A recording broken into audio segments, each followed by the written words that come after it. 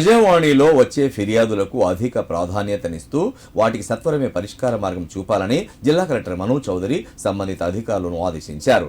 సిద్దిపేట జిల్లా కలెక్టర్ కార్యాలయంలో నిర్వహించిన ప్రజావాణి కార్యక్రమంలో జిల్లా నలుమూలల నుండి వచ్చిన ప్రజల నుండి ఫిర్యాదులు, వినతులను జిల్లా అదనపు కలెక్టర్లు గరిమా అగర్వాల్, అబ్దుల్ హమీద్లతో కలిసి జిల్లా కలెక్టర్ స్వీకరించారు.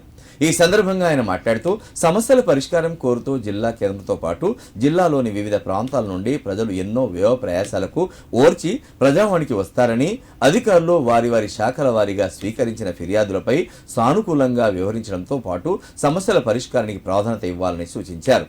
అర్జీలను పెండింగ్లో పెట్టకుండా ఎప్పటికప్పుడు పరిశీలించి సమస్యలను పరిష్కరించాలని అధికారులను ఆదేశించారు.